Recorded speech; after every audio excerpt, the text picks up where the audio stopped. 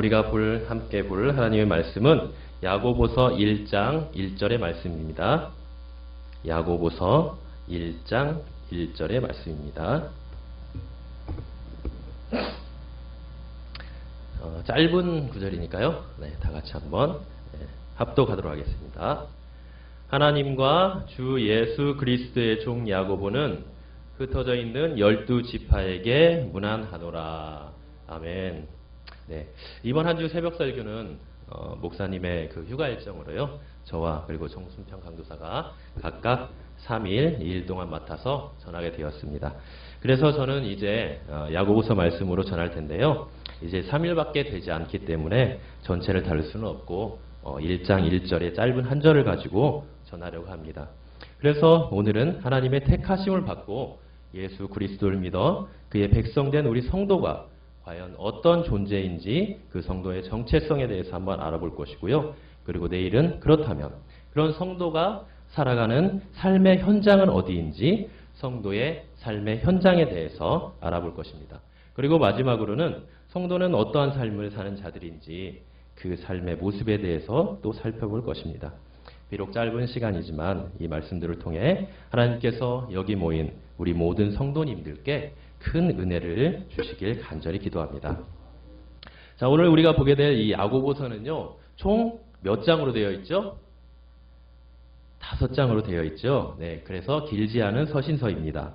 서신서는 여러분들도 잘 알다시피요, 편지의 형식으로 쓰여진 성경이에요. 그래서 신약 성경은 거의 대부분이 이 서신서로 이루어져 있는데요. 총 27권 중에서 역사서로 분류되는 사복음서와 사도행전, 또 예언서로 분류되는 요한계시록의 그 6권을 제외하면 모두가 다 이 서신서라고 보면 됩니다. 그리고 이 서신서들 중에는요, 13권, 그러니까 절반 이상이 바로 사도 바울이 쓴 성경입니다. 나머지는 거의 대부분 또 예수님의 제자들인 이 사도들이 썼습니다. 자, 그럼 신약 성경은 왜 이렇게 서신서들이 많을까요? 그것은 바로 이 서신서들이 온 인류를 죄에서 구원하시는 예수님의 그 구속의 역사를 이어가기 위해 탄생한 교회와 밀접한 관계가 있기 때문입니다.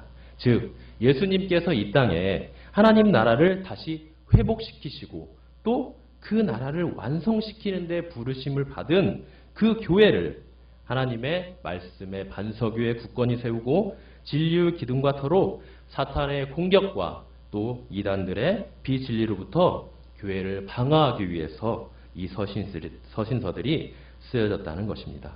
그래서 그 서신서들이 지금은 우리에게 무엇으로 다가왔죠? 바로 생명의 말씀인 이 신약 성경으로 주어지게 된 것입니다. 뭐든지 처음 시작하는 일에는 많은 시행착오와 문제와 또 어려움들이 있게 마련입니다. 예수님이 부활승천하신 이후 처음으로 탄생한 초대교회도 마찬가지였어요. 처음에는 하나님을 향한 순수한 신앙과 믿음으로 교회가 폭발적으로 부흥하고 성장을 했습니다. 그런데 시간이 지날수록 교회의 영적이고 도덕적인 문제, 또 인간의 탐욕과 정욕으로 인한 많은 문제가 이제 발생을 하게 됩니다. 세상과 사탄의 역습이 강하게 시작되고 또 세속화가 급격하게 밀려오게 된 것이죠. 자, 그럼 이때 우리 교회는 이런 문제들을 어떻게 해결했을까요? 그것이 바로 오늘 신약성경에 서신서들이 쓰여진 배경입니다. 바로 이 교회들을 세웠던 영적인 지도자들인 이 사도들과 야고보와 같은 지도자들이 이 편지를 보내서 이런 문제들과 교회가 겪는 수많은 고난들을 해결했던 것이죠. 그래서 야고보서 외에도 많은 서신서들을 읽어보면 대부분이 그때 당시 사도들이 세웠던 초대교회에서 일어났던 수많은 문제와 고난에 대한 내용들로 이루어져 있는 것을 우리는 볼 수가 있습니다. 그래서 교회 안에 생긴 이러한 다양한 문제들을 바로잡고 하나님의 말씀으로 교회를 든든히 세우기 위해 이렇게 편지를 썼던 것이죠. 다행히 그 당시에는 로마가 전 세계를 지배하고 있었어요. 그로 인해서 좋은 도로망이 갖춰져 있었고요. 또 항해 기술이 굉장히 발달해 있어서 그나마 편지가 잘 전달될 수 있었습니다. 하지만 그 편지가 도착하기까지는요, 수개월이 걸렸고요. 또 그 문제가 해결하게 될 때까지 인내하며 교회들이 겪었을 많은 아픔과 고통의 그 인고의 시간들을 생각하면 참으로 마음이 아프지 않을 수가 없습니다. 또 그 교회를 세우고 문제를 바로잡기 위해 편지를 써보내는 영적인 지도자들의 마음을 헤아려 볼 때 그들의 마음이 어땠을까? 그래서 사도 바울은 교회를 향한 이러한 어려움과 아픈 마음을 해산의 수고라는 말로 표현을 하기도 했습니다. 그리고 자식들을 염려하는 부모의 마음으로도 표현을 하기도 했죠. 저는 여자가 아니기 때문에 해산의 수고를 잘은 알지 못하지만 또 아내가 새 아이를 낳으면서 옆에서 지켜본 결과 그 고통이 얼마나 큰가를 조금이나마 알게 되었습니다. 그것뿐만 아니라 또 여기 계신 모든 분들 자녀들의 정말 힘들고 어려워하는 모습을 보면 얼마나 마음이 아프고 찢어지십니까? 저도 아이들이 어리지만 그런 모습들을 보면서 조금이나마 이렇게 느끼게 되었는데요. 그래서 여러분들은 이런 서신서들을 한번 찬찬히 잘 읽어보시되 정말 눈물 없이는 볼 수 없는 내용임을 여러분들은 이제 깨닫게 될 것입니다. 그래서 여기 계신 우리 모든 성도님들은 이 서신서들을 읽을 때마다 그저 머리로 지식적으로 읽지 마시고요. 그들의 마음을 헤아리면서 한번 읽어보시고요. 또 아울러 함께 우리 교회가 항상 평안하고 또 말씀과 기도로 흥황할 수 있도록 계속해서 지금처럼 이렇게 기도를 해주시기 바랍니다. 자, 그럼 이러한 배경으로 쓰여진 이제 많은 서신서 중에 오늘의 말씀인 이 야고보서는요, 어떤 내용으로 이루어졌을까요? 야고보서도 마찬가지입니다. 야고보서가 보내는 교회들의 야고보가 보내는 이 교회들에도요, 수많은 문제들이 있었어요. 여러분들이 이제 1장에서 5장까지 이제 그 내용을 살펴보면 알 텐데요, 문제가 한두 가지가 아니었어요. 그러나 이제 그 내용들은 여러분들이 한번 읽어보시고요. 오늘은 야고보가 말한 1장 1절의 말씀을 통해서 앞에서도 말한 성도란 과연 어떠한 존재인가 그 정체성에 대해서 한번 알아보도록 하겠습니다. 자, 우리 1장 1절을 다 같이 한번 다시 읽어볼까요? 시작! 하나님과 주 예수 그리스도의 종 야고보는 흩어져 있는 12지파에게 문안하노라. 아멘. 매우 짧죠. 그래서 내용도 별거 없을 것 같아 보입니다. 자, 그러나 이 짧은 문장 한 문장 안에는요, 참으로 귀한 말씀의 보화가 담겨 있습니다. 대부분의 서신서가 그렇듯이 이 야고보서도요, 처음 시작을 편지를 보내는 발신자인 야고보와 또 받는 수신자인 흩어져 있는 12지파 그리고 문안하노라, 이 말은 기뻐하노라 그런 뜻입니다. 기뻐하노라라는 이 편지의 내용으로 이제 시작을 하게 됩니다. 현재 우리가 쓰는 편지와는 약간 좀 다르죠? 우리는 어떻게 쓰죠? 편지를 지금 뭘부터 쓰죠? 누구누구에게 하면서 수신자를 먼저 쓰죠. 사랑하는 누구에게 하면서 수신자를 먼저 씁니다. 그리고 그에 대한 내용을 쓰고 맨 마지막에 보낸 사람이 이렇게 이름을 쓰게 되죠. 그러나 신약 성경에 쓰인 모든 거의 대부분의 서신서는요, 처음에 발신자를 먼저 써요. 누가 쓴다, 사도 바울이 쓴다, 아니면 야고보가 보낸다 이렇게 하고 그 다음에 쓰는 건 바로 수신자예요. 이제 누가 받는가, 거기에 대해 쓰게 되고 마지막으로 이제 문안하고 그에 대한 편지에 대한 내용이 들어가는 게 바로 이런 서신서의 내용입니다. 자, 그럼 이렇게 편지를 보내는 발신자인 이 야고보 많이 나오죠, 성경에. 그죠? 성경에는 야고보뿐만 아니라 다른 성경에도 이게 동명이인이 굉장히 많이 나와요. 그 중에 대표적인 사람이 이 야고보인데 지금 이 야고보서를 쓴 이 야고보는 어떤 야고보일까요? 대표적인 야고보가 이 예수님의 제자인 야고보가 있어요. 그죠? 그 야고보일까요? 아니면 다른 야고보일까요? 다른 야고보예요. 예수님의 제자가 아니에요. 이 야고보는 예수님의 제자 야고보가 아니라 바로 예수님의 형제인 야고보입니다. 그리고 그때 당시 예루살렘 교회에 지도자들이 있었는데요. 그 중에 가장 유력하고 중심이 되는 지도자인 이 인물이 바로 이 야고보인 거예요. 이러한 증거는 뭐 여러 가지 증거가 있어요. 성경에. 그러나 그것까지는 이제 다음에 한번 알아보도록 하고요. 그래서 이 야고보가 바로 예수님의 형제인 야고보다. 그리고 예루살렘 교회의 중심 지도자인 야고보라. 이 정도까지 알아주시면 될 것 같고요. 이제 이보다는 우리가 깊이 이제 주목해야 될 그 말씀이 있는데요. 그게 뭐냐? 바로 그것은 야고보가 자신을 하나님과 주 예수 그리스도의 종으로 소개하고 있다는 것입니다. 여기서 야고보는요, 자신을 우리가 흔히 말하는 사회적인 관계망과 연관지어서 설명하지 않고 있습니다.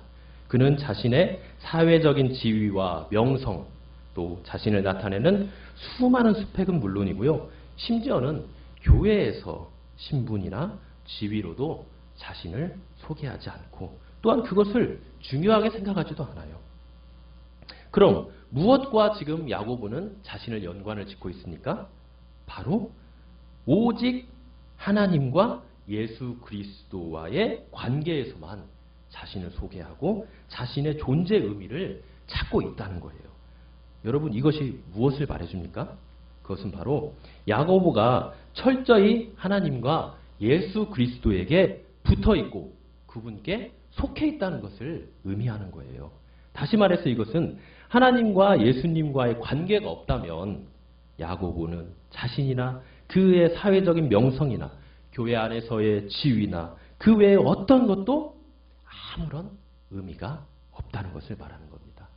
그렇다면 야고보의 이런 신앙 정신과 삶은 우리 성도들에게도 동일하게 나타나야 합니다. 왜냐하면 성도는 하나님과 예수 그리스도와의 관계 안에서만 자신을 말하는 사람이며요. 또 하나님과 예수 그리스도를 빼놓으면 이해가 되지 않는 사람이기 때문입니다. 이것이 바로 성도의 참 모습이고 정체성이라고 할 수 있어요. 하지만 오늘날 성도의 모습은 어떻습니까? 성도와는 아무런 상관도 없는 세상에서 신분과 지위와 명예를 교회에서도 여전히 주장하고 있지 않나요? 또는 교회에서 직분을 마치 신분으로 착각하고 살아가진 않는지요? 그래서 성도된 우리는 우리 자신을 사람들에게 어떠한 사람으로 소개하든지 자기소개서에 무엇을 기록하고 있는지 반드시 돌아볼 필요가 있습니다. 또한 야고보는 자신을 뭐라고 소개를 합니까? 바로 하나님과 주 예수 그리스도의 종이라고 소개를 하고 있습니다. 소유격을 무려 4번이나 사용하고 있어요. 우리 한글 성경에는 예수 그리스도의 의라고 한 번 이렇게 나와 있는데요. 원어 성경을 보면요, 이게 4번이나 나와 있어요. 하나님의, 주님의, 예수의, 그리스도의 라는 단어가 모두 소유격으로 사용되었습니다. 자신을 철저하게 하나님께 속한 자이고 붙어있는 자라는 것을 강하게 주장하고 있는 것입니다. 자신을 하나님과 예수 그리스도의 관계에서 이해하되 하나님과 예수 그리스도의 소유라는 사실을 분명하게 하고 있는 것이죠. 이런 그의 자의식을 가장 잘 보여주는 단어가 바로 이 종이라는 단어입니다. 여러분, 종이 어떤 자입니까? 종은요, 노예입니다. 철저하게 주인에게 매여 있고 독립된 자아가 아닌 소유된 자입니다. 그래서 종은 단지 주인을 중심에 모시고 주인을 위해 사는 자이죠. 종에게 자신의 주장은 있을 수 없으며 단지 주인의 뜻에 복종하는 것만 있을 뿐입니다. 이렇듯 야고보는 자신을 종이라고 하면서 온전히 하나님과 예수님께 소유된 자요 묶인 자라는 사실을 매우 강조하고 있고 또 온전히 주인 되신 하나님의 뜻과 인도하심에 따라 살아가는 자라는 점을 말하고 있는 것입니다. 야고보가 하나님의 종이라면 야고보와 같이 우리의 구주 되신 하나님의 은혜와 예수 그리스도의 보혈의 공로로 구속함을 받은 우리 모든 성도들도 하나님과 예수 그리스도의 종이라고 말할 수 있습니다. 그래서 우리 모든 성도들도 이제 우리의 소속과 신분이 하나님의 소유가 된 것입니다. 죄로 인해 하나님의 진노와 저주를 받아 하나님과 원수되었던 우리가 그분이 가장 사랑하고 존귀하게 여기는 양자가 되었고요. 죄와 사망이 주장하는 그 흑암의 나라에서 그의 아들의 나라로 옮겨진 놀라운 구속을 덧입게 되었다는 것입니다. 가장 비참하고 불쌍한 존재에서 가장 행복하고 존귀한 영화로운 존재가 되었다는 것이죠. 할렐루야 아닙니까? 아멘 아닙니까? 네. 그것이 모두 무엇 때문입니까? 바로 우리가 하나님과 예수 그리스도의 종이 되었기 때문입니다. 사실 세상에서는 종이라는 개념이요, 부정적이고 비참한 의미로 사용돼요. 힘과 권력이 있는 사람이 자신의 그 힘과 권력을 이용해서 사람들을 착취하고 강탈하며 그들을 지배하고 또 당하는 사람은 그로 인해 고통과 아픔을 겪는 의미로 주로 사용됩니다. 하지만 하나님과 그리스도에 매여 있는 종의 개념은 그와는 정반대예요. 세상 사람들이 봤을 때 하나님에 매여 있는 종은 자유와 권리를 빼앗기고 억압받는 존재처럼 보이고 그것들에 매였던 것처럼 보이지만 그 안에는 실상 참 자유가 있는 것입니다. 참된 평안이 있어요. 참된 기쁨이 있고 영원한 생명과 영생 복락이 있습니다. 왜 그렇습니까? 그것은 바로 우리를 소유하시고 계신 분이 바로 그런 성품의 소유자이기 때문입니다. 그런 성품의 소유자. 우리를 소유하고 붙들고 계신 그 하나님이 바로 우리에게 영원한 생명을 주시고 생명의 주인이 되시고 참된 복의 근원이시기 때문입니다. 이것을 믿습니까? 네. 따라서 우리 모든 성도들은 이렇게 하나님께 소속되어 매여 있고 붙들려 있다는 이 사실을 하나님이 우리의 자유를 억압하고 짓누른다고 여겨서는 안 됩니다. 그로 인해 우리에게 고통과 슬픔을 준다고 착각해서도 안 됩니다. 우리는 우리 삶의 어떠한 상황과 형편 속에서도 심지어는 아픔과 고통, 삶의 수많은 상처 가운데서도요, 우리의 생명의 주인 되시고 복의 근원 되시는 하나님께서 자신의 소유인 자신이 가장 아끼고 소중하게 여기시며 존귀하게 여기시는 사람이 바로 누구다? 나라는 것을 인식하며 그분의 선하심을 온전히 믿고 나아가야 할 것입니다. 우리 아버지 되시는 그 하나님께서 우리의 가장 좋은 것으로 가장 좋은 때에 그분의 방법으로 주실 것을 온전히 믿으며 그때를 기다리며 끝까지 참고 인내해야 하는 것입니다. 여러분은 지금 어떤 아픔과 상처가 있으십니까? 어떠한 상처를 다른 분들에게 입혔습니까? 또는 어떠한 문제로 괴로워하고 힘들어하십니까? 어떤 기도 제목들이 있습니까? 저는 여러분들의 그런 아픔과 상처, 문제와 소원들을 깊이 알지 못합니다.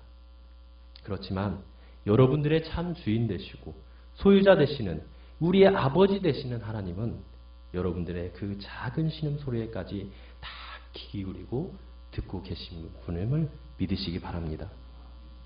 그리고 여러분들을 끝까지 기다리시고 어떠한 간구와 신음소리에도 외면하지 않으시며 사랑으로 안으시고 위로하고 힘을 주시는 분이심을 믿으시기 바랍니다. 그래서 주님은 우리에게 오늘도 다윗에게 주신 말씀을 통해 위로해 주십니다. 사람이 무엇이기에 주께서 그를 생각하시며 인자가 무엇이기에 주께서 그를 돌보시나이까. 또한 베드로 사도를 통해 주님은 이렇게 위로하고 감면하시며 힘과 소망을 주십니다. 너희 염려를 다 주께 맡기라. 이는 그가 너희를 돌보심이라. 아멘. 사랑하는 우리 모든 성도님들, 주님은 이런 분이십니다. 끝까지 우리를 사랑으로 안으시고 돌보시는 분이십니다. 우리가 아직 죄인 되었을 때에 자신의 모든 것인 그 아들 독생자 예수 그리스도를 이 땅에 보내주시어 우리를 사랑하시되 언제까지 사랑하셨습니까? 끝까지, 죽기까지 우리를 사랑하신 분입니다. 우리가 어떠한 잘못과 실수를 했다 하더라도 주님은 우리 마음의 중심을 보시고 그 잘못과 실수를 다 받아주시고 우리의 아픔과 상처를 자신의 것으로 취하시는 사랑과 긍휼의 아버지가 되십니다. 무엇 때문에요? 우리가 바로 그러한 하나님께 속해 있고 절대 끊을 수 없는 그 하나님의 사랑에 매인받은 하나님의 선택받은 성도이기 때문입니다. 그렇다면 이렇게 복된 존재로 부름을 받은 우리 모든 성도님들은 어떻게 살아가야 될까요? 먼저는 우리를 자녀 삼아 자신의 소유로 존귀한 자요 가장 영광스러운 존재로 삼아주신 그 하나님의 크신 사랑과 은혜에 날마다 감사하며 찬송하는 삶을 살아야 합니다. 또한 진정 하나님께 속하고 매어있는 복된 존재임을 인식하며 겸손하게 하나님만을 믿고 의지하며 오늘도 아버지 되시는 하나님과 우리의 중보자 되시는 예수 그리스도의 보혈의 공로를 의지하여 나아가야 할 것입니다. 그리하여 오늘 하루도 승리하시고 앞으로도 계속하여 성도로서의 정체성을 잃지 않고 그분 안에서 참된 기쁨과 평안을 누리시기를 간절히 기도합니다. 우리 다 함께 기도.